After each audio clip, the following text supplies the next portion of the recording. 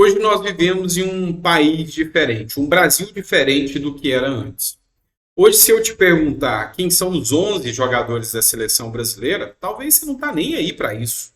Mas quem são os ministros do STF, você sabe. O fato é que teve mudança hoje no STF e os olhos do brasileiro estão voltados para a política, para política. E aí, quando eu digo em política, Palácio do Planalto, o executivo onde está o presidente Lula. Aí eu falo o Congresso Nacional, que é onde estão os deputados, estão os senadores, está o Pacheco e está o Lira.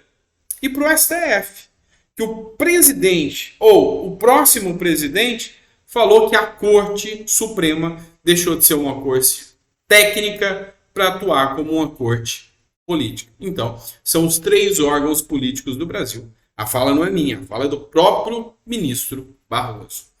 E agora, com as mudanças que aconteceram, a gente vai falar disso nesse editorial.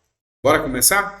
Não esquece, like é importante, curte, compartilha, é muito importante. E eu virei pidão, só espero que eu não seja processado por estar pedindo um like aqui no meu vídeo, porque hoje a coisa está tão feia que talvez se eu pedir like, podem dizer que é estelionato.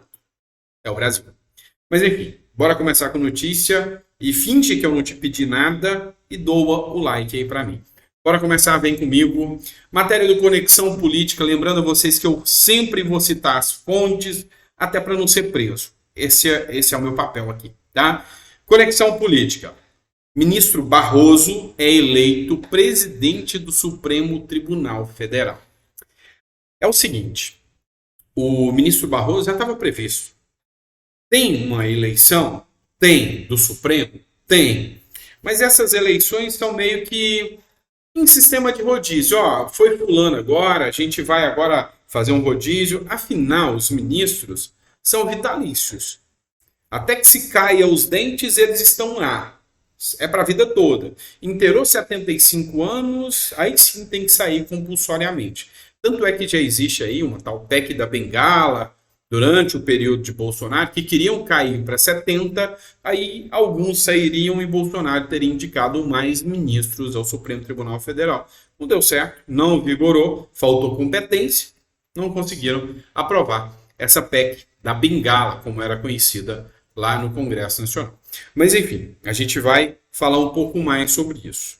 Agora, é um ponto aqui da matéria do Metrópolis, e não sou eu que estou falando, porque isso aqui é arriscado, onde ela fala o Gilmar Mendes, ministro do Supremo, ironizando o Alexandre de Moraes. O ministro do Supremo Tribunal, Alexandre de Moraes, queria concorreu, pleitear a vaga de vice-presidente do Supremo e não conseguiu. Não me lembro se foi o Fux, se foi o Toffoli, não me lembro quem foi, mas conseguiu a vaga de vice-presidente. Tenho quase certeza que foi o Fux, tá? Conseguiu a vaga de vice-presidente. E aí, o Gilmar Mendes brincou e falou, nessa aqui você conseguiu. O Alexandre de Moraes virou e disse, é porque não foi no TSE. Se fosse no TSE, com certeza era unanimidade, né? É o que deu a entender o que o Alexandre de Moraes falou. Aí, o Gilmar Mendes virou para ele, falando em relação aos próprios ministros do STF, vai colocar esse pessoal todo no inquérito? Brincou Gilmar Mendes após Moraes perder a eleição pela vice-presidência do STF por 10-1.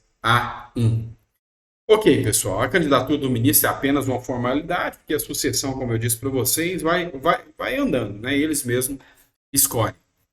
Mas aí mostra o quanto, sabe, tá preocupante a situação, sabe? Porque até os próprios ministros do Supremo, eles ironizam ao dizer que esses inquéritos, que esse inquérito é um inquérito que fica a cargo do próprio ministro colocar que ele quer ou deixa de querer. Isso é muito perigoso no Estado democrático de direito. Isso a gente pode temer que se torne um verdadeiro tribunal de exceção. E isso é muito perigoso para uma democracia séria. E o Brasil precisa se tornar cada vez uma democracia mais pulsante e séria. Então, é muito arriscado. Vamos falar agora da Carla Zambelli, deputada federal. A Carla Zambelli hoje conseguiu uma vitória, mas a derrota dela já é iminente. Infelizmente, a gente sabe que ela vai ser expulsa, que vai perder o mandato. E isso aí não é uma questão de você é pessimista. Não, a gente vê o sistema como ele está. Como ele está. Por muito menos o Dallagnol caiu. Muito menos. O caso do hacker da Vaza Jato agora, sabe, até corrobora os argumentos. Tanto é que o Bolsonaro já deu depoimento falando, não, eu não quero nem beirar a Carla Zambelli. Por quê? Porque a coisa está ruim pro lado dela. E ela vai cair. Infelizmente, eu acho que a pessoa que foi eleita, ela deve responder ao devido processo legal de uma forma condizente com todos os outros, tá? Então, assim, se Carla Zambelli errou, não sou eu que vou passar pano para ela não cair. Mas, enquanto tem cara com dinheiro na cueca, enquanto tem cara de mensalão, de petrolão lá que não caiu, perseguir a Carla Zambelli só porque ela é uma opositora política do atual governo, isso aí não coaduna nem um pouco com os meus princípios. Mas hoje o que aconteceu? A Carla Zambelli respondia, tá? Preste atenção, por um processo disciplinar na comissão de ética, onde ela mandou um deputado, como que eu vou falar isso para não ficar grosseiro, se tiver crianças na sala, mandou ele comer tomate cru, se é que você me entende, sabe? Então falou, deputado, vai comer tomate cru, tá? É isso que ela falou para ele.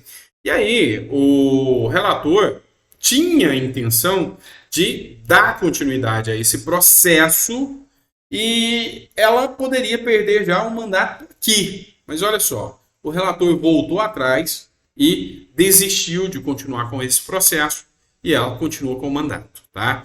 Dá uma olhada aqui nesse trecho, a matéria do antagonista, citando a fonte para vocês. Nós temos que ser justos com o nosso voto. A sua causa, aqui neste caso,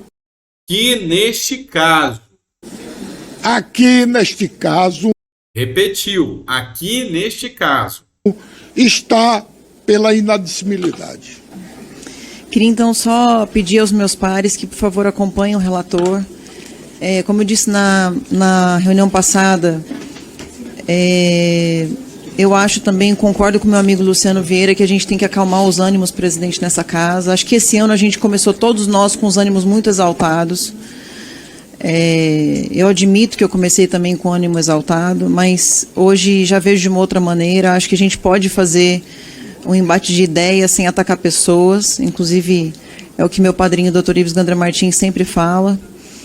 E realmente não quis ofender o Duarte, não foi nem minha intenção na minha fala, então eu só peço, por favor, aos meus pares que por favor, me ajudem a manter essa inadmissibilidade. É isso, pessoal. E aí, logo depois, todos votaram a favor do relator, após o relator mudar o voto, lembrando que ele mudou o voto, tá? O Conselho arquiva a denúncia contra a Zambelli.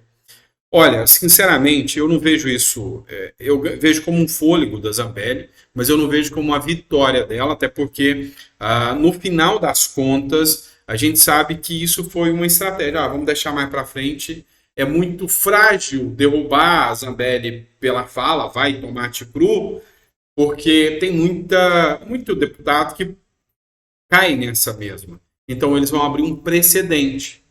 Eles preferem usar o caso do hacker da Vaza Jato para, efetivamente, tirar o mandato de Carla Zambelli. Ela, que já é considerada, assim como o Moro, dentro do Congresso Nacional, aquilo que eles estão chamando agora de parlamentar zumbi, ou seja, é parlamentar, mas já não apita nada porque todo mundo sabe que vai cair. E isso, assim, não é normal. Desculpem, mas não é normal isso acontecer numa república, não é?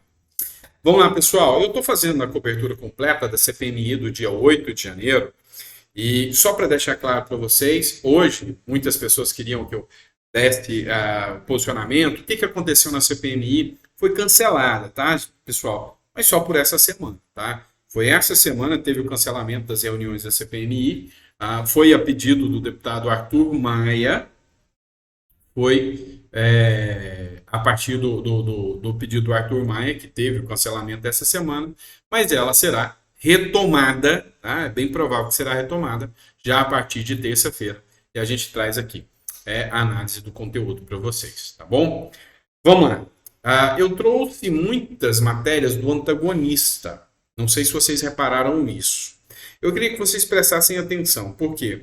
Porque o antagonista está sendo, sabe, coerente nas matérias que ele vem trazendo. E eu acho que nenhuma das matérias que eu li ultimamente, nenhuma das últimas matérias que foram discutidas ultimamente, reproduziram com tanta clareza esse pensamento aqui. O impacto da máquina de fake news petista contra Zema. E a palavra é essa mesmo.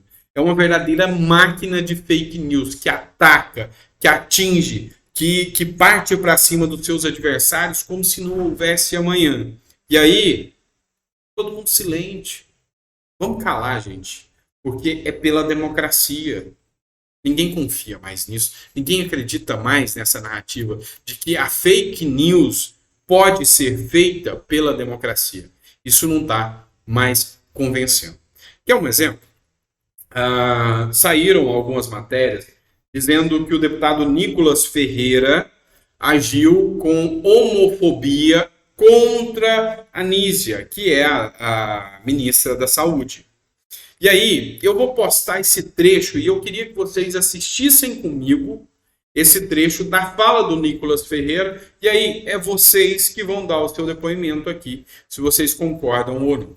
Essa postagem, a fonte é do Instagram do Nicolas Ferreira, tirado da TV Câmara, né, na oitiva da ministra da Saúde, e ele escreveu o seguinte: aborto, maconha e hormônio para criança e pessoas que menstruam. Eu expus a canalice dessa gente. Ouça, e aí o posicionamento é seu. Nízia, um dos motivos que a senhora está aqui hoje é para comentar a respeito da resolução de 715 de 2023, que foi assinada, né, pela senhora, conforme está aqui, que ao invés de ser uma orientação estratégica, né, para o plano plurianual e o plano nacional de saúde do período de 2024 a 2027, mas me parece, né, um papelete, né, ridículo, escrito por DCE de esquerda da Federal.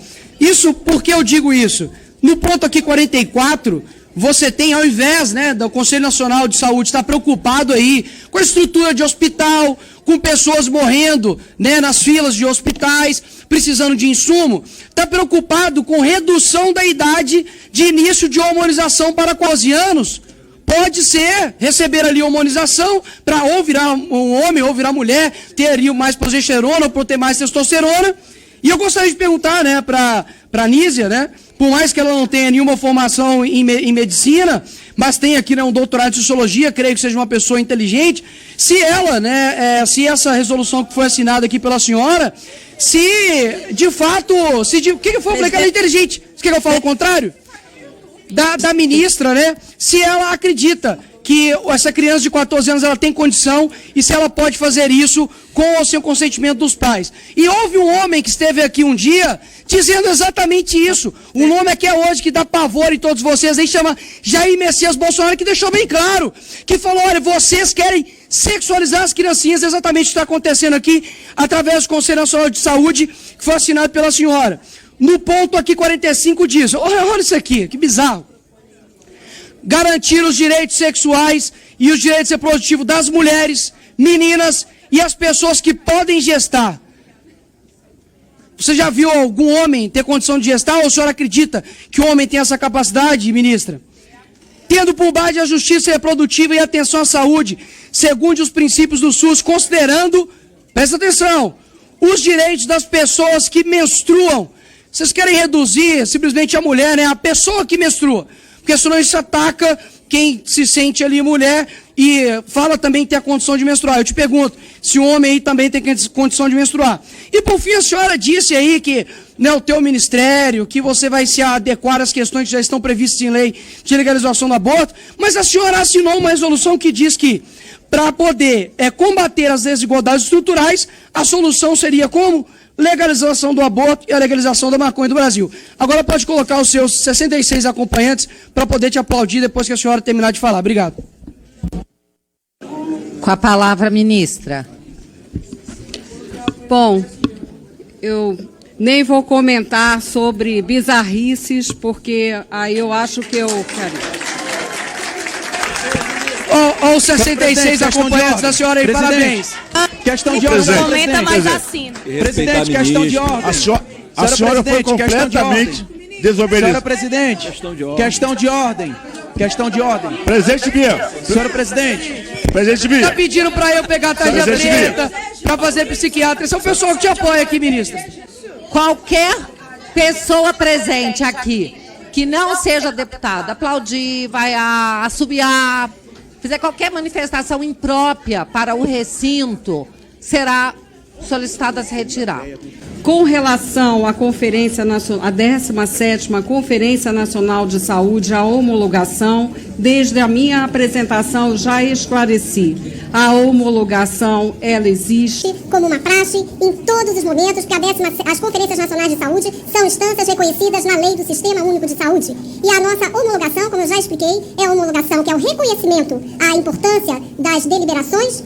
6h30 depois. Reitero que a posição como ministra da Saúde está estritamente obedecendo ao que está previsto na nossa legislação. Com relação, seja a aborto consentido legalmente nos casos que já enumerei e também com relação à questão das drogas. Mas jamais me omitirei naquilo que significa impactos de saúde pública com relação a esses problemas. Há ações no campo da justiça, ações no campo da segurança e ações no campo da saúde pública que são responsabilidade do Ministério da Saúde. E eu volto a palavra ao deputado Nicolas Ferreira. E não respondeu. A ministra simplesmente não me respondeu se ela acredita que um homem pode gestar, ou um homem pode menstruar, que foi algo que a senhora assinou, não fui eu. A senhora é contraditória na sua resposta quando diz que nós vamos trabalhar somente nas questões previstas já constitucionais. Como que você diz que você vai defender algo que está na Constituição, previsto por lei com relação ao aborto, mas o Conselho Nacional de Saúde, a resolução que você assinou, diz que vai combater as desigualdades estruturais legalizando o aborto? Então isso é contraditório com a sua própria convicção pessoal. E vocês utilizam jargões políticos, sem qualquer tecnicidade jurídica, médica ou sanitária, simplesmente para poder colocar uma agenda dentro de uma resolução. Isso é contraditório. E eu disse aqui mais uma vez, com relação à redução de idade de hormonização para 14 anos, que o foco do Conselho Nacional de Saúde, e pelo visto também no Ministério da Saúde, não é sanar as dificuldades da saúde do nosso país. É basicamente colocar uma cartilha de esquerda até mesmo na questão da saúde. Obrigado. Pois é, pessoal, aí você vai deixar sua manifestação aí sobre essa fala do Nicolas e a fala da ministra da Saúde. Lembrando, tenho que fazer um adendo aqui, esse conteúdo é postado direto da página do Nicolas Ferreira, as edições não foi eu que fiz, antes que alguém venha falar que eu fiz edições, não são minhas, são do próprio Nicolas, que tem imunidade parlamentar, eu só repostei para que você pudesse ver as falas deles aqui, e o meu ponto de vista é que realmente tem gente morrendo no SUS o tempo inteiro. Realmente tem gente esperando mais de 8.000 pessoas na fila do SUS para fazer a cirurgia que o Lula vai fazer na bacia, no Albert Einstein, pago com o nosso dinheiro. Então, vemos aborto, liberação das drogas, na resolução 715, isto não me representa. Me representaria muito mais, mas absolutamente mais, agilizar a fila do SUS, da saúde de qualidade, não deixar que aconteçam corrupções estrondosas dentro da saúde, que é um dos maiores focos de corrupção hoje do Brasil, é dentro da área da saúde, é compra de insumos, de medicamentos superfaturados, isso sim me representaria. E esse assunto, essa conversa, sabe, já deu, né? Acho que a gente precisava preocupar efetivamente naquilo que atinge diretamente a grande massa da população brasileira. Porque se você quer defender, e aqui fica claro, o direito do usuário de drogas, se você quer defender o direito da pessoa LGBTQIA+, que merece defesa dos direitos, sim, eu nunca neguei, nunca fui contrário a isso. Deixando muito claro, tenho N amigos aqui que têm essa opção e que são pessoas maravilhosas. Mas se você efetivamente tem um intuito de fazer uma coisa séria, melhora a saúde. Porque o trans vai parar no SUS quando ele não tem dinheiro e precisa. Porque o trans, ou o homossexual, ou a pessoa não binária, ou qualquer coisa nesse sentido, ela vai para o mesmo lugar que o branco, o preto, o japonês, o deficiente vai. Para o SUS e para a mesa de cirurgia. E se lá não está adequado para atender a pessoa com as urgências, essa pessoa vai morrer. Aí não adianta ela ter opção sexual nenhuma. Então, primeiro no foco, depois nas coisas que são secundárias. Esse é só o meu ponto de vista como cidadão pagador de impostos e pessoa que vota. É simples assim. Grande abraço, fiquem com Deus e até o próximo editorial. Desculpem a demora do vídeo, 20 minutos. Já fiz vídeo muito maior, né? Nem tem problema mais, tá bom? Grande abraço, fica com Deus e até o próximo editorial.